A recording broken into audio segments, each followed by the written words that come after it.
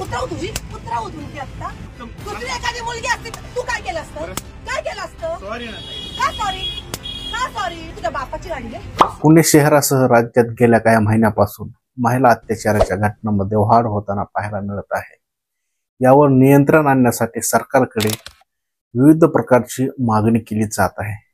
मात्र प्रत्यक्षात महिलांनी स्वयंरक्षणासाठी तलवार उपसण्याची गरज अनेकांकडून व्यक्त केली जात आहे।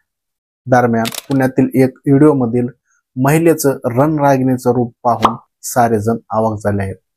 हा व्हिडिओ सोशल मीडियावर जबरदस्त व्हायरल होत आहे। गर्दीमध्ये अनेकदा महिलांना पुरुषांच्या घाणेरड्या नजरा सहन कराव्या लागतात, तर अनेकदा तर गर्दीची संधी साधत ते नको त्या ठिकाणी स्पर्शही करण्याचा प्रयत्न करतात। मात्र या सर्व गोष्टींचा महिलेलाच मानसिक त्रास सहन करावा लागतो। मात्र यावर त्याच वेळी प्रत्युत्तर देणं गरजेचं असतं। असंच घडलं होतं 18 डिसेंबरला।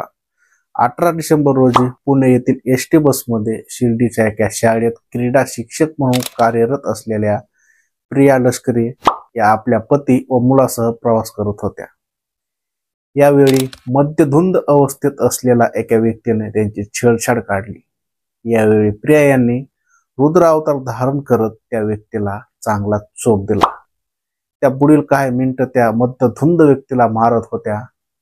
यानंतर व्यक्तीला शनिवारवाड्याच्या समोरच्या पोलीस चौकीत घेऊन गेले, परंतु पोलीस चौकीत एकही पोलीस कर्मचारी हजर नव्हता। जवळपास अर्धा तास प्रिया यांनी त्या व्यक्तीला पोलीस ठाण्यात डांबून ठेवलं। त्यानंतर प्रिया यांनी तेथील नगरसेवक अजय खेडेकर यांना संपर्क करत घडलेला प्रकार सांगितला।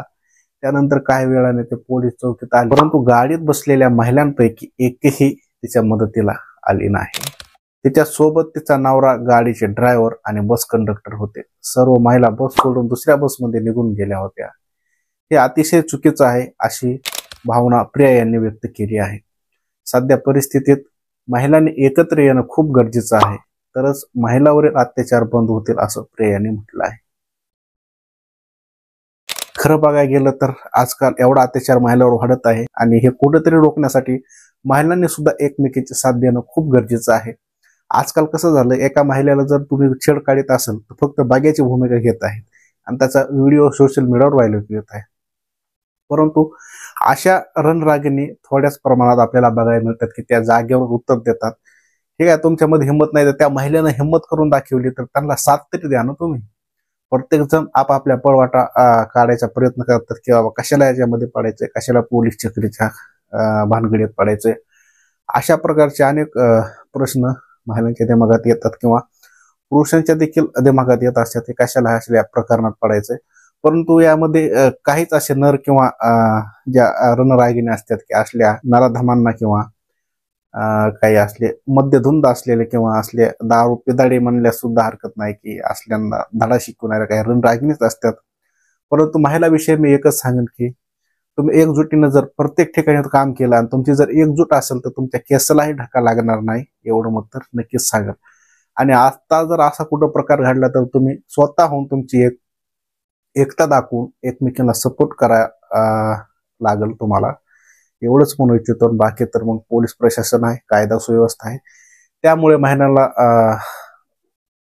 महिलांना काय भ्यायचं काम नाही। आणि विशेष मध्ये तुमच्या संरक्षणासाठी तुम्ही तुमच्या संरक्षणासाठी काही वाघ नखे किंवा चिली पावडर किंवा त्याला काय चिली स्प्रे सोबत ठेवू शकतात, कारण की अशा अनेक गोष्टी महाराष्ट्रामध्ये आता हळूहळू घडत आहेत। जास्त तर यूपी बिहारमध्ये जास्त प्रमाणात असल्या घटना घडत असतात, परंतु या जर कुठं आपल्या महाराष्ट्रात जर याचा गळा आवळायचा असेल तर अशा प्रकारचे प्रयत्न करणे गरजेचं आहे। महिलाला वॉशरूमसाठी असं कुठं पण प्रत्येक ठिकाणी बघा तुम्ही, सरकारला पण अशी नम्र विनंती आहे की प्रत्येक जे पीएमटी टेशल असतात किंवा अशा अर्ध्या 1-2 किलोमीटरवर असं एक लेडीजसाठी स्पेशल वॉशरूम मध्ये पाहिजे की एक थोडी एक टपरी टाईप मध्ये जरी करून ठेवलं तरी काय हरकत नाही। असो एक ह्याच्यावर आपण नंतर बोलू, परंतु तुम्ही महिलांनी एक होणं गरजेचं आहे आणि असल्या नरधमांना शिक्षा अद्दल घडवण्याचं काम ह्या महिलांनी केलेलं आहे, रणरागिणीने केलेलं आहे। खरंच त्या रणरागिणीला खूप खूप शुभेच्छा। आणि असा जर कुठं प्रकार घडत असेल तर अजून बदलून काढा। तर यावर तुम्हाला काय वाटते नक्कीच कमेंटमध्ये यावर तुमचं काय मत आहे नक्कीच कमेंटमध्ये सांगा आणि बघत राहा राष्ट्रीय चॅनल. धन्यवाद.